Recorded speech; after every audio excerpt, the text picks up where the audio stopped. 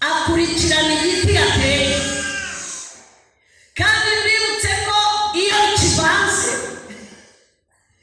kimeza n'igiterano cyangwa aho yashize ntangemwe iyo hamezemo n'ibindi nka nyir'ukwinaza amenya ubwoko bw'igiti yinaje.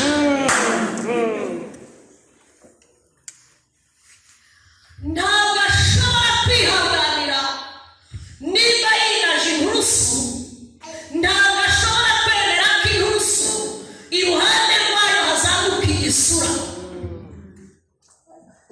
cyangwa se urubingo. Ni ibiti bidashobora kubana kubera ubwoko bwacyo. Yigeze kubwira umusaza ubwira ngo ndashaka ko ushaka igiti bita goferi. Umusaza arabaza ati goferi? Imana izi amazina y'ibiti. Aravuga ati ukibaze n'inguki. Goferi yavaga ahantu kure cyane, ari nacyo cyateye abaturage gucika intege. Icya mbere byari izina ryihariye, kujya kugishaka mu bindi biti by'urugendo. Uburyo abagore batwite bazaga imbere ya Nowa bakamubwira bati amakuru dufite goferi iri i Karongi kandi turi i Kigali, turagenda n'amaguru. Akababwira ati mwihangane, nyir'ugutanga itangazo we yabivuze azi ko muzagerayo. Gerageza ugendane n'ayo mezi y'inda, niyo wanagwa mu nzira ube mu cyerekezo cy'aho igiti cyerekeje.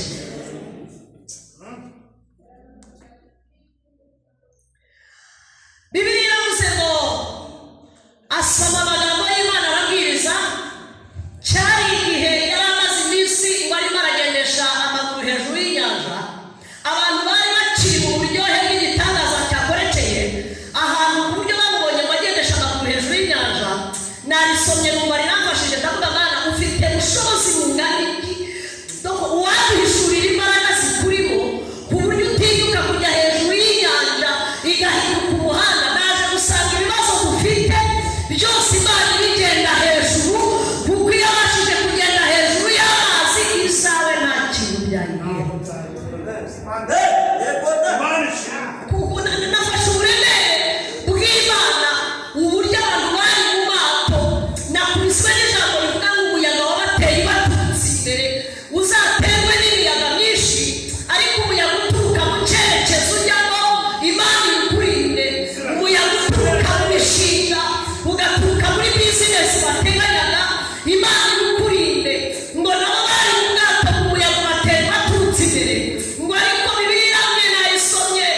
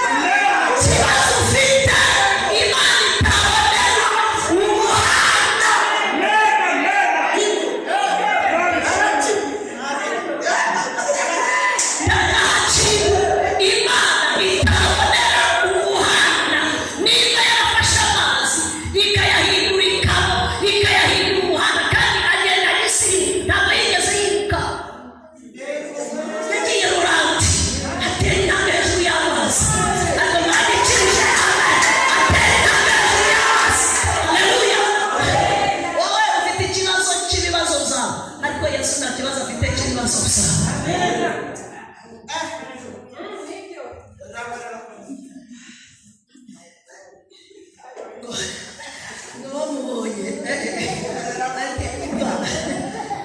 mu mateka turemeye n'abagenda hejuru y'amazi kure iriya nyanja ukabona umuntu arimo aragenda hejuru atari mu bwato agenda arya abigishwa bati uyu ni umunsi ibi ntabwo bibaho ngo batangira kuvuga ngo uyu ni umunsi ngo akibagera n'imbere arabwira ati muhumure njye ntabwo ari umunsi utaba umuzimu aya mazi ahindutse umuhanda arabwira ngo bidashokera abantu njyewe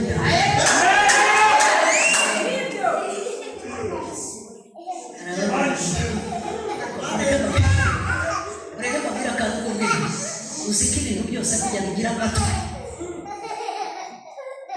yahise abwira inyanja arayibwira ngo agutekereza izo mbaraga akuziko imana itureka tugahondagurwa ifite akajambo nasomye mu bigani birambwira ngo ihuhisha umwuka wayo ngo bikarema gusa nta jambo rigeza ngo ni ngona ziramunda ibintu byose bicecekera icyayi ngabahungu baramubwira atari bose izo mbaraga ni bwoko ki arabwira ati mwitinya ni njyewe aha rero ngo bari bakiri mu buryohe bwo kwibukumbi yagendeye hejuru y'amazi ngo arangije arababwiriza Yesu nawe yarababwiye ati mwaryamye abantu barigisha ntibumve abandi mugakritika abandi mukandamiza barabwira ngo munsenge gusa mubabwira amagambo ajyana abantu bagenda ntashire n'imiyaga akababwira ati nubwo bagenda hejuru y'inyanja ntimuremere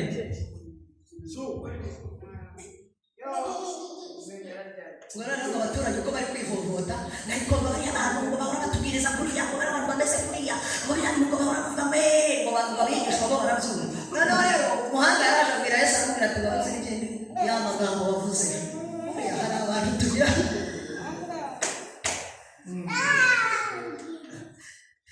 aravuga ati waruzi n'ikindi ya magambo wavuze ukubera yayindose amaze neza atambuka ubwo uko abaturage bavuze Yesu ati bavuze iki ngo nta kintu yigeze ababara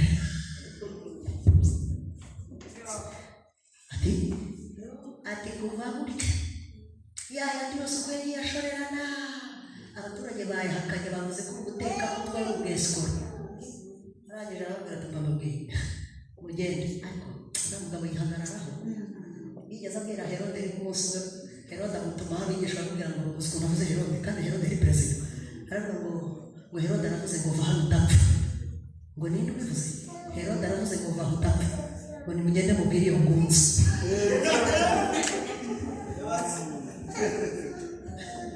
ako Yesu nawe aratuka ati mugende mubwire iyo ngunzi ko mfite akazi ndakora uyu munsi nongere nkore n'ejo ngo ku munsi wa gatatu nzaba ndangije sinshobora kuva i Yerusalemu ntarangije icyanzanye sijye wahera arangije abwira abigishwa arabwira ngo nimugende mubwire abo bafarisayo mubabwire ngo igiti siho nari ngeze igiti data atateye tuvugisha ukuri iki gisubizo yarabahaye ntabwo cyari kubumvikanisha n'ibyo bagiyemo impaka urumva umuntu niba agiye impaka ku nyigisho wigishije ukaza kubwira abangari ukavuga mwari mubwire ngewe mama Vanessa arandambiye bari bati si mupfuye iki bayigishe tugafashwa ati oya atari umugore yarakaza ibintu by'ibigambo byinshi abantu bameze batyo noneho bazaza kubwira ngo harimo ibyo bigambo bagahita kubwira ngo rero mubwire igiti data atateye ujya mubaha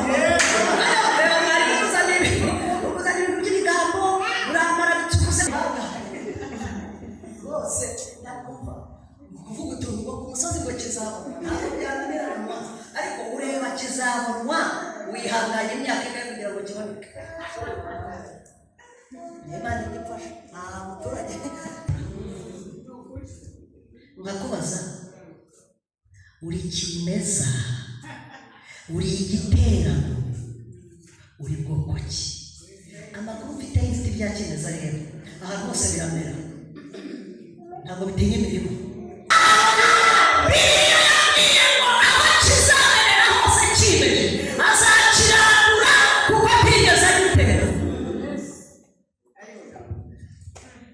nushaka ufite amashami akora mu bushorishori, nushaka ufite imbuto zahaza abaturage bose, Imana itaragize uruhare mu kugutera muri uwo murima izakora.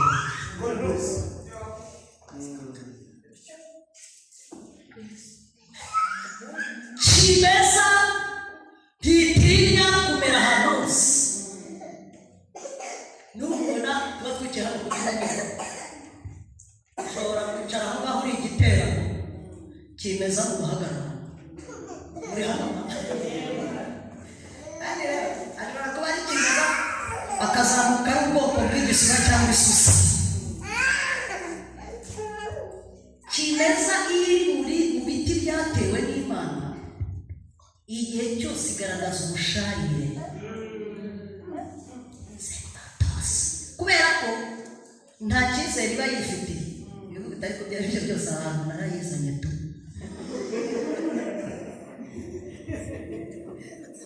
Avuga ati nyirishyamba ntabwo yigeze antera, uko byagenda kose ushobora kuvamo, kubera ko nawe abazi ko arimo ari mu manegeka, ubuze usharira ubuhoramo. Kimeza iyo yinjiye mu kidiyako, Imana izayiturinde muri Beteli. Ndagutangariza amakuru ko aba ameze nk'umutanga. Umutanga uramuzi? Umunsi umwe umugabo umwe bita Elisa yigeze kwicaza abana b'abahanuzi ngo yabonaga bafite inzara nyinshi cyane. Haravuga ati mumaze iminsi mukubita amasengesho, reka tubapangire inkono ivuga. Ariko muvuge ngo amen. Inkono ziravuga ngo inkono ivuga murayizi. Abo mujye gusoma ijambo ry'Imana biri mu bandi bice bitandatu. Aravuga ati bice rimwe atereka babateye igihaka agakono kavuga muze kurya mu kanya, ngo baterekaho inkono ivuga. Haje kubonekamo mwene wacu umwe ujye gutya uzomene nyine uzomaye inyungaye uzizimanga ngo acunga ukuntu abagaragu bateretse inkono ku ziko. Bibiliya iravuga ngo acunga uburyo inkono irimo irabira kubera ari kimeza. Aravuga ati ntabwo nazihangane, burya inkono ivuga n'amasezerano Imana ibahaye mashya. Aratanezezwa n'iyo mvugo y'Imana, Imana ikayitereka ku ziko kumva. Akavuga ati imuvuzeho ikuvuzeho kubera tuba dusengana nabo bakurikirana ndi uko zigenda urabona gutya ati yabivuze bari hari yabibanye cyangwa akabisenya akurikije ko yari aha bateretseho inkono ivuga. Kuko bene kimeza muri abo bahanuzi yumvaga n'ibyo bavuga nta mahirwe yabyo bifiteho, buriya abantu bari imbere. Bibiliya iravuga ngo ava mu bandi ngo ajya ku gasozi yambaye umwambaro wa gihanuzi cyangwa ari umunyetorero wa Beteli, ngo ajya ku gasozi asoroma umutanga, ngo asoromeramo ibibabi by'umutanga. Ariko umutanga ururira kandi ugira ibibabi bimeze nk'iby'imboga. Asoroma ibibabi basoromera mu mwambaro yari yambaye. Mutekereze gusoromera ibibabi by'umutanga mu mwambaro. Umwambaro usobanura imirimo myiza yo gukiranuka. Noneho rero ufashe ibitanga ushyize muri wa mwambaro uziho umudiyakoni umuririmbyi hari izina ridomina mu itorero mu rusengero, ashyize n'ibibabi. None ubu abagaragu bamurebaga n'abadiyakoni bashobora kubona umuririmbyi wacu yegereye iyo nkono, ntabwo bari kumubuza kuko yambaye umwambaro wacu, ngo yegere inkono aho iteretse akatiramo bya bibabi. Ba bagaragu bamureba ntabwo bagombaga kumukora ngo tusirase umudiyakoni, biriya ni imboga ikongera mu zindi. Ubu arimo arashyiramo kabutindi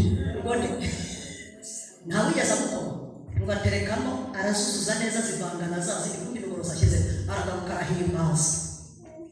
Barabyina barahimbaza indirimbo baraziririmba, barabizi ikintu yashyize mu nkono.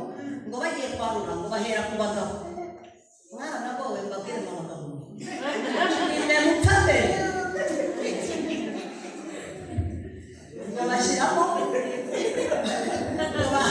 barurira abagabo. Ukuri kw'Imana abagabo mwaragowe nimwe mupfa mbere kuva isi yaremwa babahize kuva mu kiginiri, ariko Imana ishimwe igenda ibahagarara gusa abagabo muri iri teraniro mu buryo bwa mbere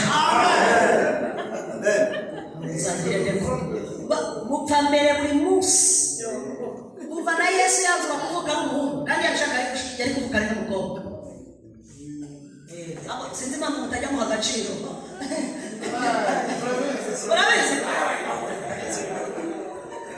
iyo abishaka yari kuvuga n'umukobwa, ariko kuva isi yaremwa, ariko tuvuge ngo amen, mwarahizwe, murahigwa, muri gusona muracyahigwa, iminsi yose muhora muhigwa, ariko Imana ishimwe igenda ibahagararaho kugira ngo agaciro kanyu kagumeho. Babarurira abagabo sha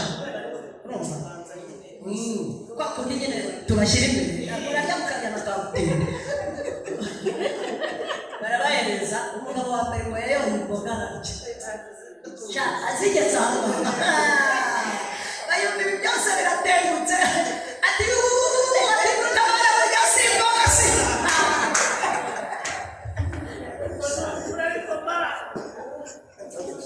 ahantu bagiye kurya imboga za rozo kandi zatetswe n'abitwa ko ari abakozi b'Imana. Ngo bavuze induru bati nimutabare. Umugabo wa mbere ati utatsute umuntu rero hano avayo bavuga ko waretse ugatandukana n'iriya ndayiba mu kabari n'ubwo mukorana derivari nubwo mukorana muri bumba mwatandukanye n'iriya ndayi, kuko uwo mu buryo agenda miragura imboga ukamwisura. Hari ukuntu uvuga ngeze ko nazinyweye narapfuye, ukabona umuntu n'umurokore ariko ntarareka icyo bisurwa warwinahangaha. Ibintu by'amawayini arabirinduramo kubera ko abona n'abandi bazinywa hano ntihatenguke, ariko muri hano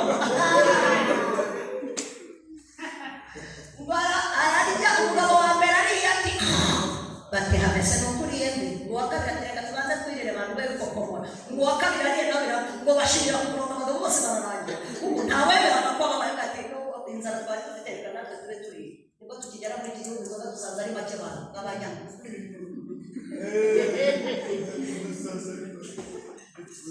Ngo bumvishe ingamba zimaze guhinduka, ngo bahamagara umukozi w'Imana bisaba n'ubwo bati burya za mboga si imboga ni uburozi.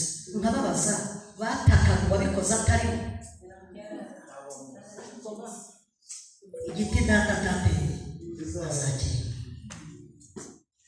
Hari amahirwe dufite, ntabwo abantu bose bapfira gushira. Ngo baratatse Marisa yibuka ko afite ifu, bazana ifu ashyira mu nkono. Mbibutse ko batagiye guca izindi mboga, hari ibintu Imana izahindura ariko idakuyeho.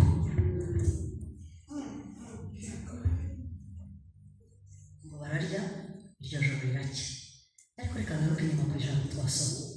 Yabahagiye atangaza arababwira ati igiti nge ntateye, icyo ntashyize mu murimo, icyo ntahamagaye gukora, donko ikintu cyose Imana itagize mu ruhare muzi ukora, Imana izakiribuka. Ndagira ngo mbwire mu bantu bose ukorana nabo ujye wibuka ubwoko bw'igiti ubayemo, kuko Imana ijya kuvuga ngo baze muri goferi ntiyari nane kuvuga ngo mushyire mu bibonobono n'imibirizi. Kandi burya ngo ubwire imbuto wera zigaragaza ubwoko bw'igiti ukozwemo. Usembuze nabi oya ntabwo mvuze nabi, numva mbivuze mbitekerejeho. Imbuto zose wera, urazi ko umugabo n'umugore bashobora kubana mu nzu, umwe ari kimeza undi ari igitera. Ese abajya muragakanya ikora aho kuko utahari undi kimeza ahubwo mujya mwisaka mwibone n'ibintu ngo amazi nuko numva ndi kubwiriza nkanyurwa. Ntabwo bacaka urugo utarumva icyo ngicyo. Imbuto wera zigaragaza ubwoko bw'igiti ukozemo. Bagashakire kure umugabo wawe cyangwa umugore wawe n'abana bawe ubwoko bw'igiti ukozemo barakuzi. No mu bashoferi bikorana bazi ubwoko bw'igiti kikugize. So hari igihe rero ureba umuntu ukabona n'imbera zombi, ukabona hari ukuntu nigeze kujya ahantu mu cyaro usanga ngo hari igiti babangurira. Igiti babangurira murakibona? Ironje ebyiri bangurira ngo mwaba murizi. Reka turacyafite neza. Ijambo ryavuze ngo haracyari ibyiringiro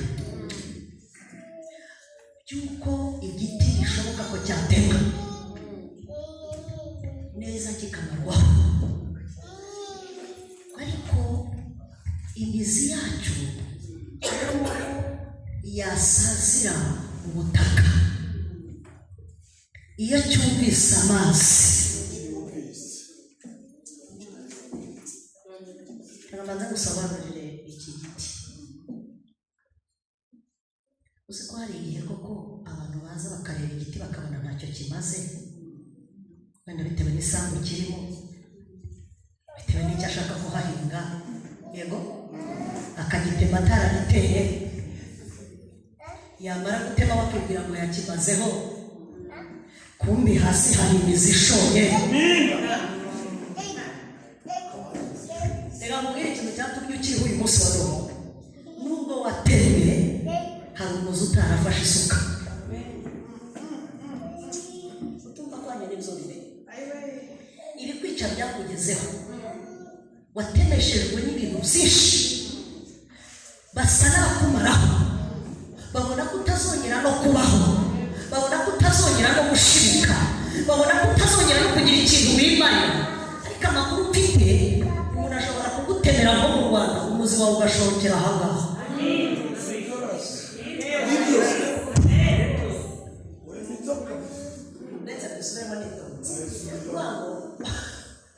Ntabwo nzi aho watemewe, sinzi aho bavuze ngo uragashiraho, sinzi aho bavuze ngo ntukame, sinzi aho bavuze ngo uragapfusha imvura, ariko mbanza umenye ngo baravuze, ariko ijambo bavuze ntiryageze ku muzi.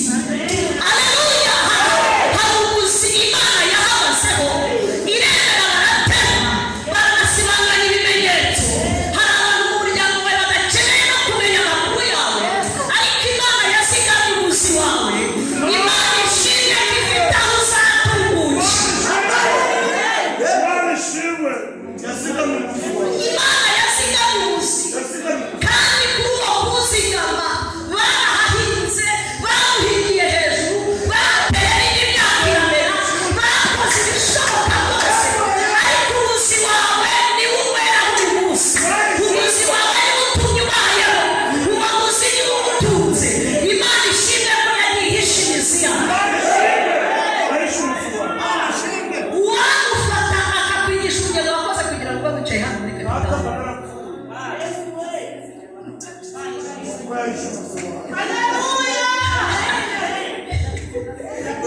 Imana ihisha umuzi, ntukajye impaka z'aho Imana ikugemuye. Ifite uburyo izagukurikirana kuko ariyo yakugemuye.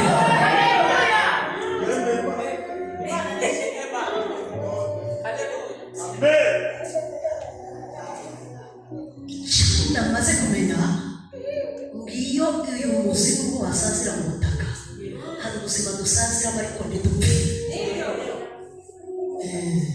Abantu batapfuye atarongoye uramaze ariko ntiwitwe nabi.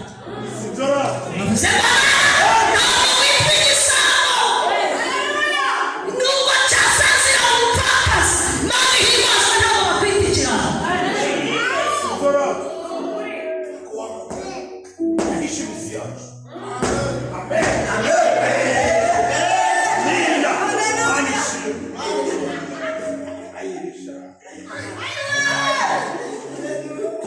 Nunataha ugenda usa n'ukora urutonde rw'impfu wabonye wowe nayo kurya.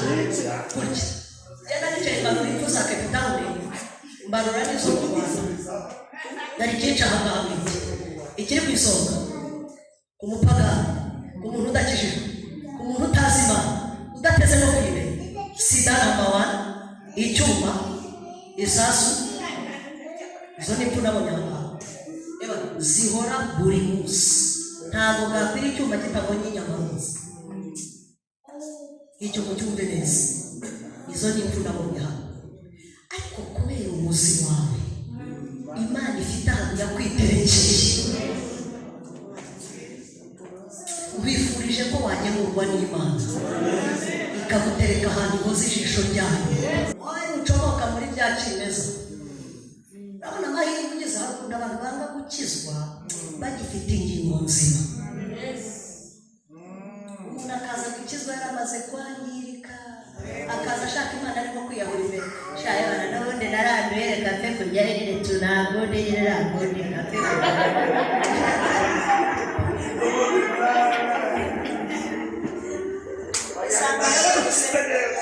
Chaka gusengera abantu muri terana.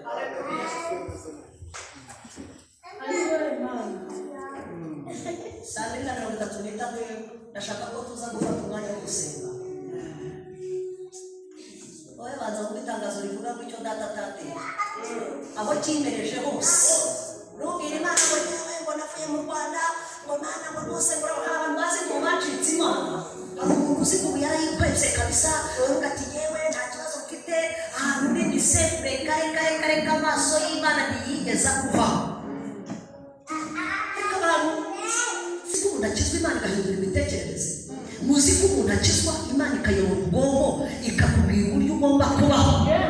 Muzi ko umuntu akizwa Imana ikakugira inama ku marane 500. Mu gihe wayaguraga indaya ukayishyura 300. Imana iyo umaze gukizwa ihindura n'imibare yawe ikamurika amafaranga. Navuze ngo amen. Ntuzongere kubwira Imana ngo umukene w'iki gihugu ngo twarakubiswe ngo twagize gute. Reka ntukandereze Imana uvuga ni imitekerereze yawe. Igishoro cyo kubaho gifite muri wowe. Imana yabahaye umugisha, mumenye ururimi, mumenye uburyo bwose, ariko ntabwo ushobora kwicara ngo nabihe agaciro. Ariko Bibiliya iravuze ngo haracyari ibyiringiro.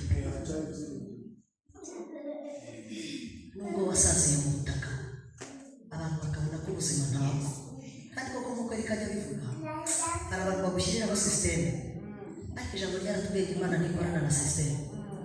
Iraza ikagendera hejuru y'inyanja igafata ibidashoboka ikabyerekana ko bishoboka. Mu minota 30 dusigaranye, niba ndumva nshaka ko ufata ubwenge bwawe neza utuje uburyo bwose Imana ikubaha uvuga utari ku Mana.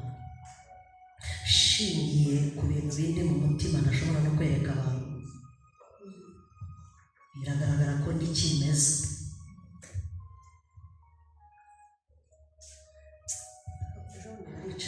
Ndavuga ariko Mana kuba impanda ivuze sinazamukira hara. Impanda nivuga uzajya mu ruhengero uzamukira sahanga, ariko muvuge ngo ni ahangaha. Kugira ngo uramire muri iki gihugu no kugira ngo ugire ubuzima buzima, ujye ufata umwanya wo gutekereza iherezo ryawe. Numara gufata ubuzima ubayemo ubanyemo n'Imana, Imana izageza kuko wayihaye umwanya mu mutima. Ivuga iti disi nubwo uri muri iki gihugu ninjye wakuzanye, ariko ubu n'Imana itatugora. Uzi ko bihamagaye kwitaba mukagena. Nufata umwanya wo guhereza Imana umwanya, ntabwo uzigera uvuga ngo nzabaho gutera upfuye, uzigera uvugiriza induru ku gasozi. Kubera iki? Uri mu biganza by'Imana. Rero ntabwo ikibumbano gishobora kubwira umuntu ikibumbano ngo ngira gutya. Urabona amatasi tuweramo icyaha, umubumbyi yarayibumbiye ayishyiraho imikondo, ariko nabwo yashyiraho imikondo ntitwari kubura kutayinywera. Ariko ntabwo cyari kurekura ngo ujye utageza ku mukondo. Ni byiza ko ahantu Imana yaguteretse n'isi n'uburyo izakugenza. Ubundi agakiza kawe ukarinda neza, karimo amabanga y'uburyo usaba. Ugatekereze ko umuntu wapfuye, kandi nasomye ijambo rirambwira ngo umuntu yapfa ngo azongera abeho. Avuga ashatse kuvuga iki?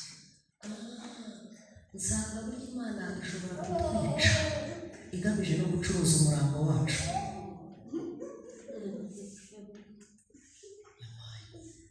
Ayo kimwe n'abashima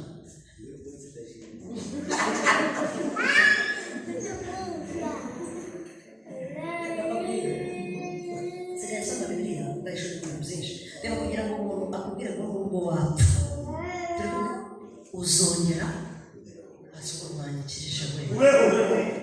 Imana ibababare nubwo wapfa uzongera wewe bari bapfiriye urebe ko n'ubu utariho noneho. Nubwo wapfa uzongera. Ni wari wapfuye none se uriho? None se usimbiho? None se uriho? Oya ndiho.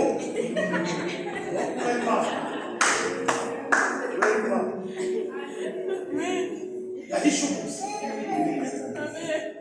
Kubera yahishe ubusa.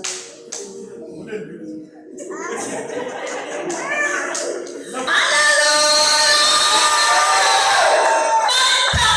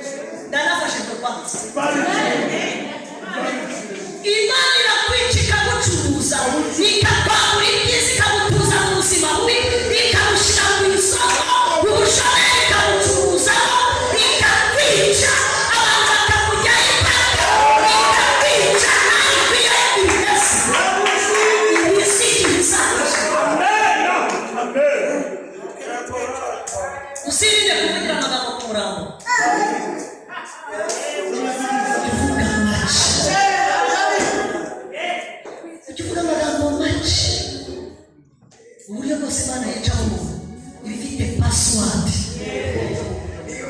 ibifite password ugomba kuzana akose ngo amen rero kurishe Jacques yamwishe imodoka baramukubise rero n'amakuru ahari ngo n'utunyamatwe bari bagiye kuturya PS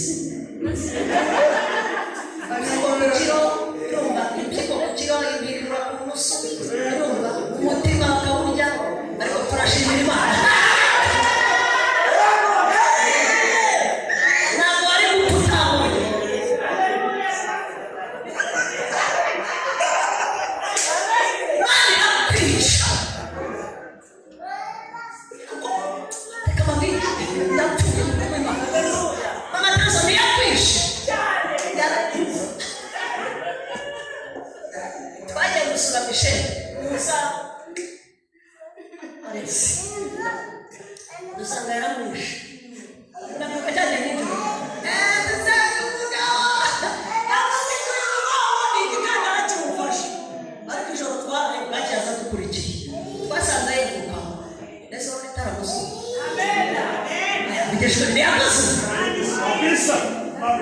Imana igicuruza imirambo yafashe umusaza umuhungu mwiza iramwica kandi ikintu cyatumye bikora bayitegereje yasuye agakobwa ka Yayi ibigambo babigira nk'icyatanu none baravuga ngo yamuzuye yaragishyushye uko biyemeza ngo kari agakobwa ngo kari gafite saa tanu ngo hageze saa sita ngo kari katarashira mu rugo yasagira umushikara agatari ku baturage nzabakorera Imana ikora ikintu bagahita bagitwerera amafaranga n'ubushobozi n'amashuri bize natatunga imodoka kugeza umugore batamera kuri iyi bakabitwerera ubushobozi nyamara Imana bayikoreye akantu noneho ibonye batereye ko uwayayirasutse yicisha amaraso hari sasi ibasunika afite gahunda bireba umuntu uri bukingure bireba umuntu abagore batutubikana mu gikoni iramwita n'amutipe niba ndi bwinshi ngo baramuherekeza ari saa sita ageze ku irembo asezerana asa aramubwira ati peti subirayo ariko ariko tugakomeza atuwe yajya mu rugo akigera mu rugo yafashwe n'ikintu gisa umusonga uramukubita mu kanya ahita agaragara mu kanya noneho abashikiwe bati garafurere garuka urabizi ko umukunda arapfuye atapfuye adese oya wera ari mu giterane arabapinga cyane ngo mugende mumubwire ngo nubwo yapfa kuri mubishije kuri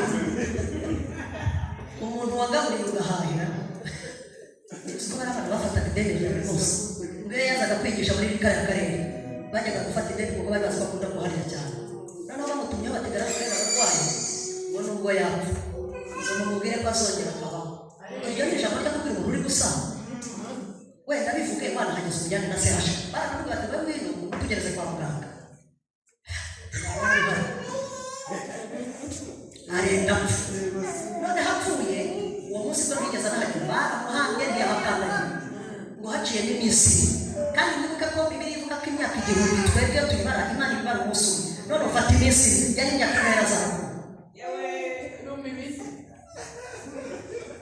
urwango n'inkuru ze zari zararangiye kubaho ngo yicaye mu iteraniro nabwira Petero ati ndiyumva ngo bajye kujya he bajyara kwa baraza ngo Petero ariko ngeze n'abakurikiye ushobora kuba udafite n'ubwenge umuntu bakubwiye ko yafashwe ntiwajyayo bakwinginga kumujyana kwa muganga urahakana twiriwe ku musozi hari arapfa ntiwashyingura reba imyaka iciye ugiye kumara Petero aravuga ati icyo ndi gukora igenda kwerekeza kurareba ntiwuga kuko ntabwo bakongera kukwica nkana ufite n'ubujiji ufite umugoryi kuko ibintu ukora uretse kuba twarakukurikiye ariko fedo ushobora kuba ufite ikibazo mu mutwe nibwo yigeze abwira Petero ati ndi inyuma Satani ati katika Petero aturanya ariko natugende ati icyo mubwira icyo urarenga njye mpiruka Yesu afata icyemezo cyo kugenda muri naho ariko amakuru aryoshye kuko ngo yageze ku irembo Petero wenda ageze hano ku igeti Petero ari hano hirya mu makorosi ngo ahinguke bamarita bamubone muri abagore dusuzugura nabi ngo Mariya mure uraje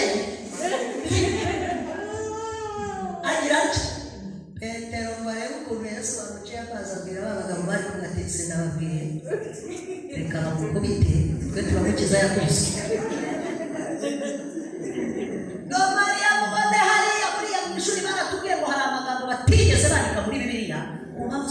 ahantu bazabyumva araba kuko uriya mugore avuga ririya jambo ntabwo yaranezerewe yamugeze imbere aramubwira ngo uraje iminsi nishize musaza wanjye yarapfuye uyu ababidani twafashe hariya ejo bundi niba ari hano saa sita waba uje kumara iki ubu si imyaka maze nta mugabo nuko nari muri se nyamara iyo uba wari uhari buriya birori biba byarabaye aramucyurira Yesu aramubwira ati ariko tuza mama ntuze hariya mwene mama bari bugusomerere Petero ati nyamara twakubwiye ubuze ubwenge wakwigendera nta kintu ubuze gukora aha ngo akigera mu rubuga uwari uri mu gikoni atetse amavuyo n'imbuto y'abasisinzi iyo uri hano umusaza wanjye ntawe yapfa umwami inzara yaje yari kunyica uhari nta mugabo wanjye yari gupfa sinari kubura ubuzima muri iki gihugu ngo bamucurire iminsi babaye n'amajoro arabihorera kuko yari azi icyo yitwamo haleluya yari azi ko igiti yateye azongera akanagisubiza arabwira ati amagambo n'amarira nimubiturishe nimunyereka aho mwamushyize gira ibintu wereka Imana abantu batazi aho biherereye gira ibintu wereka Imana abantu batazi uburyo wabibitsemo harabwira bati manuka arayipfa mu rutoki hari amakuru mudafite hari n'indi mirambo hari abandi bahashyinguwe ariko Yesu ngo agenda ko bafitanye icyizere kuko Lazaro mu ijambo umwuka wa nyuma ya misi yamumiriye mu ijambo bamubwiye ngo burya mushiki we araje aramubwira ati uzi ukuntu ambwiye noneho atamubwiye ngo iki ngo ni gusanga arambwiye ngo nubwo wapfa nzongera no kamipfire noneho rero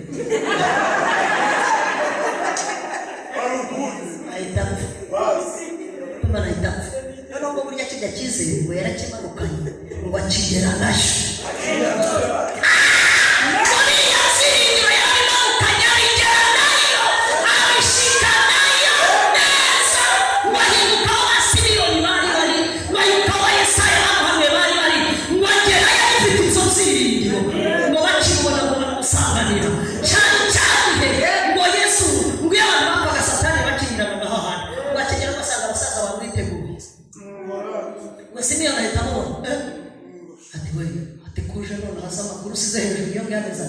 arabwira ati nimutuze ati wa undi wahanuye ubwo yahise ahera kuri Yesaya ati waramuhanuye imyaka 400 irashira urapfa ajya kuri Simeyoni ati wamuteruye uruhinja urapfa ngo ajya kuri ba Ezekiyeli abasaza gusa arababwira ati nimuhumure nzanye amakuru yizewe uwo mwateruye ari uruhinja uwo ni umugabo yaryaga iwacu ibyiringiro nuko azaza akadukura ahangaha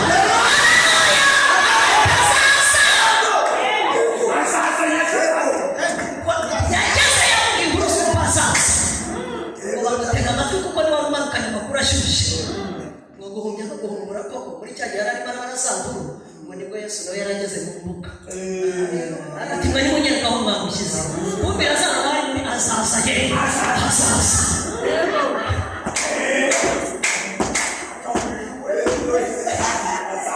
uko ari barabisuku ngo Yesu ahagarara hejuru y'igituro buriya abaturage bose bari bamukurikiye ngo buri wese yagendaga amubwira yagera nko ku gituro cya nyirakuru akumva umuturage hari hari ituro y'amahoro kuko yagombaga kwisura yaramuzi iyo ahamagara amazina ya Lazaro bose Lazaro benshi bari kuzuka ariko yarazubatse bageze hejuru y'igituro ngo abantu bose bamuhanga amaso hari ahantu ndahakunda ngo yahamagara bwa mbere Lazaro ntiyita Petero ati tutabivuga ati singaho aramusuzuguye ubu natazuka turajya he ataba abantu ko bafite imihini ahamagara Lazaro Petero ati njye mbaye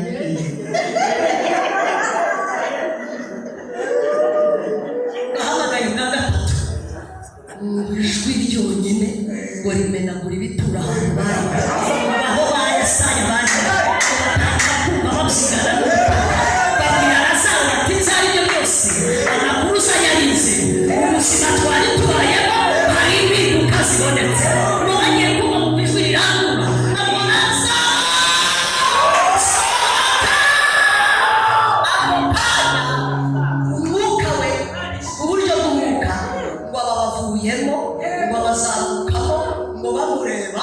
ava muri ba bandi bose twari twarashyiriwe ntabwo kugira ngo mutazi icyakoze ngo bahise bishyira ku murongo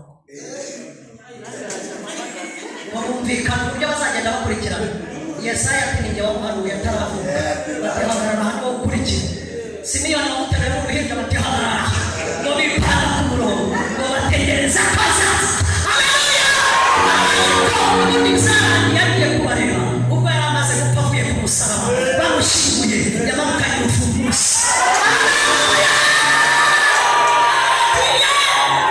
Afurira aho barira ibuke ko kigeli kusimu feyambere yayisanyaza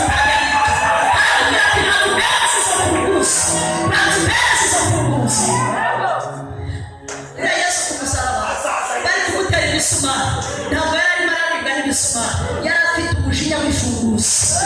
Haguruke dusenge tujye gusenga Imana. Yari afite umujinya w'ifunguzo. Tujye gusenga Imana. Reka nkubwire haracyari inzira. Umuzi wawe nubwo wasaza wongera wumva imigezi y'amazi itembera muri wowe. Ndakwinginze hamagara Imana nk'uyifitiye icyizere. Waratemwe ibibabi byawe birakokoka, hari ibibabi byawe byumye, ariko uyu mugoroba Imana yongera ikumerese, Imana yongera izigama umuzi wawe. Ndumva nshaka gusengera abantu.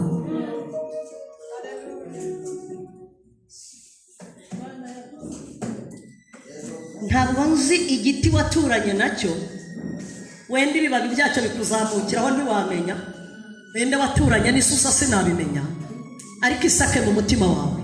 Nusanga iki cyumweru n'uyu munsi n'uyu mugoroba ukaba wasanze hari ahantu wahuye n'imbogamizi, ugasanga hari ahantu wakokotse, duhurire ku mukeka duhamagara Imana. Ndumva nshaka ko uyu mugoroba ubwira Imana ngo ngera ungemure untera ahantu uzankurikirana, mvana muri kimeza, mvana mu biti byimejeje, mvana mu bintu by'amasusa.